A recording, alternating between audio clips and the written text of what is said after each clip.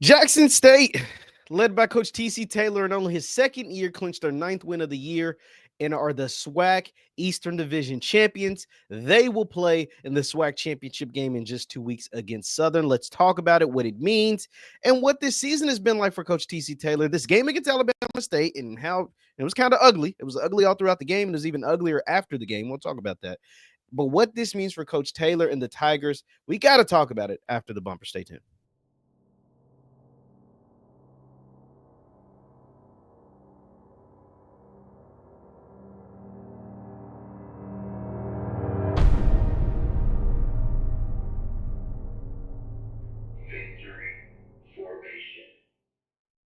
What is going on, everybody? What is going on, everybody? My name is Jeff Lightsey Jr. This is the Victory Formation Sports Show right here on Jeff Lightsey Jr. YouTube, Facebook, wherever you get your content. Do me a favor, hit that thumbs up button, like, share, subscribe, and notification bell because we upload all the time. As Jackson State, yes, led by Coach TC Taylor in just his second year, have won their ninth game, and they now are SWAC Eastern Division champions after their 16-10 defeat over Alabama State. This was an ugly game. Alabama State took the lead at the beginning of the game. Jackson State scored.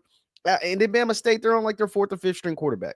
And with this JSU defense, you knew that they were going to make enough plays to stop a fourth string quarterback from beating them. And those are the words from the Corey C from Tiger Talk. So shout out to Corey C because he predicted it before the game. And sure enough, it played out to be true. You could have your offense left a lot to be desired, but I'm not going to take away anything from Alabama State, led by led by their head coach who was a great linebacker himself in the NFL for a long time, Eddie Robinson Jr. I don't know why his name was escaping me for a second. Eddie Rob Jr., who was a great NFL linebacker for what a 9-10 years in the NFL for the Tennessee Titans. Eddie Rob had his team ready to play. They came out. They lost Andrew Body at the beginning of the season. They went through a number of quarterbacks, and it stifled their offense. They could run the ball. They had what, almost 200 yards rushing, I think. Yeah, 184 yards rushing on the day, 38 carries for 184, almost 5 yards a carry. So that's really, really good. They had one back go over 140 yards himself. Daquan Kinsey. Daquan Kinsey had 13 carries for 144 yards and a touchdown, including, he averaged 11 yards a carry. But we'll give you that, or we'll battle with that while we force your quarterback. Let me go ahead and show you the box score. 3 of 9. 3 completions, only 9 attempts, and an interception. He also took 3 sacks, including the game-clinching sack, which was the safety. And shout out to punter Matt Noel for pinning them inside their own 5. And JSU defense coming up with the big-time safety that kind of sealed this game close. This was only a 4-point game late in the fourth quarter. And JSU's punting the ball to Alabama State. Now, with these quarterback numbers, you don't expect their quarterback to then all of a sudden be able to hit a couple of passes to win the game. But nonetheless, the defense said, no, we're not even going to worry about that. We're going to close the door, shut the door close on these boys in their season, and go clinch ourselves the SWAC Eastern Division title before we head down to the DeLorme to take on Alcorn. And this was another really good performance. But the offense left a lot to be desired. Like I said, the defense though stood made plays. Even though Jacobian Morgan 8 of 13, 2 touchdowns. He had an interception. He also had a fumble. The Alabama State defense, I got to give them credit. They were getting after Jacobian. 6 sacks, a forced fumble, an interception. He was only 8 of 13 himself for 120 yards. Now those 120 yards were big because they came in the form of touchdowns, right? Mr. Dupree. When Dupree catches the ball, Jalen Dupree, Janalyn Dupree, he's got to be like the fastest man on the planet. When he catches the ball, I just feel like every time he gets it and he's running full, he catches it in stride, running full speed, whether it's going straight or going across the field. I don't feel like anybody can catch him. And they have yet to prove that they can catch him because Mr. Dupree is like that. He's like that. And Jameel Gardner was able to get into the end zone as well. He's the one that got the scoring started for Jackson State.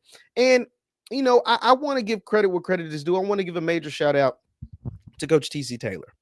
Coach TC Taylor took over a spot that had a lot of expectations last year. I mean, you're taking over after the reign of Deion Sanders, right? The national spotlight, the reign of Coach Prime and what he was able to do at Jackson State, winning 2 SWAC East titles, winning 2 SWAC championships, and going to the Celebration Bowl twice, right? Like you're taking over after that. You're taking over your alma mater. You're taking over after at one point actually being demoted from Coach Prime from the play calling abilities. And, you were calling plays one time and then he took that away and gave it to someone else. So you're taking over a situation where some people feel like, feel however they feel, whether they felt like you were undeserving, or why are we giving the head coaching job to a guy that got demoted, or whatever the case may be. And you went out there last year and went 7-5.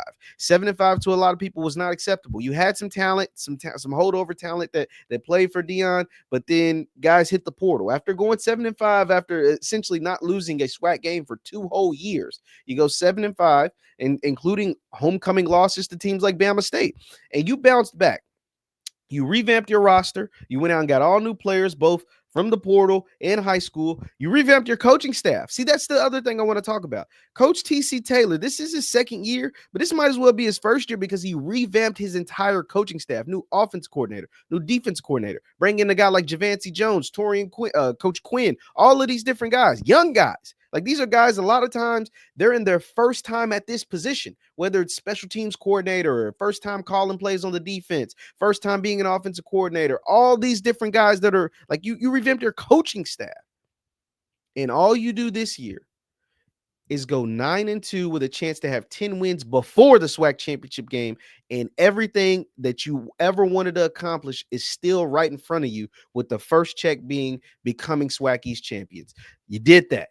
Now you have an opportunity. You got the revenge over Bama State. You did that. You have an opportunity to get revenge over Alcorn. You get that chance next week. You get a chance to win a SWAC championship game. You get that in 2 weeks. And then, of course, you get a chance to do something that Deion wasn't even able to do, and that's win a Celebration Bowl at Jackson State, being only the second SWAC school to win the Celebration Bowl. That all of your goals, your preseason goals, are still ahead of you, with already checking boxes already off the list. That's got to be commended. That's got to be recognized. That's got to be, flowers have to be given, because TC got a lot of flack. TC got a lot of flack after last year going 7-5. He did. I mean, for the people that were used to whatever Prime was used to, and then people that just didn't give a damn about Jackson State for real, saying, "Oh, you're messing up the formula. Prime laid the blueprint. Prime laid the blueprint." All of that stuff. Like, there were people that were literally saying that, like, TC can do things the exact same way Deion can. He can't. He's not Deion Sanders. And he goes 7-5, and people were calling for his job, and people were upset with him. To come back this year, bounce back after revamping everything, and win 9 games, that is a salute. That ought to be commended, and that ought to be studied, because as you see, it's not easy replacing a championship coach. FAMU. I repeat, it's not easy replacing a coach that won a championship, whether it's a SWAC East title, a SWAC title, or a Celebration Bowl. It's not easy replacing a championship coach. As you see, FAMU took a loss to Valley this week, gave Valley their first win of the season. Coach Colsey has a losing record on the road. These are things that TC didn't deal with in his first year replacing Deion, that Colsey is facing replacing Willie Simmons over at FAMU. And so for all the people that gave TC all the flack, and all the people that gave TC all that he could handle, and whether it's deservedly or not, last year, especially the ones from Tallahassee, especially the ones that are the rattlers, the folks, guys and gals that are rattlers, that was, picking on TC because y'all beat up on TC, picking last year, picking on TC because y'all went on to win the SWAC and win the Celebration Bowl, something JSU has not done. Willie moves on to become the running back coach at Duke. You get Coach Colsey. It's tough replacing a champion, isn't it? I'm just saying, it's pretty tough replacing the champion. TC's bounced back in this second year, and it's been awesome to see him be able to do that, to see him be able to rally the troops, revamp his team, revamp his coaching style, and go out there, and now he will play for a SWAC championship in 2 weeks. But he's got business to take care of against Alcorn. But getting this win over Bama State, revenge from last year's homecoming loss, it was awesome. I actually want to play some sound from TC. Let me see if I can cue that up really quick. Play some sound from Coach Taylor. Play some sound from Coach Taylor. This was him after the game, the big win. And like I said, they're going to play for a SWAC title for the third time in 4 years. That's saying a lot about JSU. Let's go ahead and this time without Deion Sanders. So that's pretty awesome from Coach TC Taylor. Let's take a listen to what Coach Taylor had to say. Time in 4 years. Our defense steps up today, and that's what this team has been about all year. You know, we had each other back all year, covering one another, and they just kept saying, offense, we got you. You know, and they went out there and found a way, you know, to close this game out for us. It just was adjustments we made in this football game in order to win. Yeah, major adjustments he made in order to win. And then, of course, you know, this game got chippy at the end. And that's another thing. It's going to be interesting to see how Dr. McClellan and the SWAC office handles the discipline for the players that were involved in the scuffle between Jackson State and Alabama State at the end of the game, because Jackson State still has a lot on the line. And yeah, guys are going to get suspended for the Alcorn game. There are going to be guys that don't play against Alcorn because of what happened at the end of Bama State. One of them, I think, could potentially be Isaiah Spencer. Like he kind of was in the mix there. He's a player that contributes heavy to the offense. So he'll probably miss the Alcorn. I don't want to speculate on who else, but he's just one I vividly remember seeing from one of the angles. The other thing, too, is could some of these guys get 2-game suspensions? Now, that makes it big, because if they get 2-game suspensions, that means they will miss the SWAC championship game. And that is way more important than the game against Alcorn. Now, I get it, Alcorn's your rival, and you want to beat them. You lost to them last year, but missing the Southern game, who's also your rival, won, but the implications of the Southern game, because that's who you're playing, they're the West champions, that matters even more, because that's a team that's a game that determines who goes to Atlanta. That is a game who determines who's going to play in the Celebration Bowl. And you can't miss that.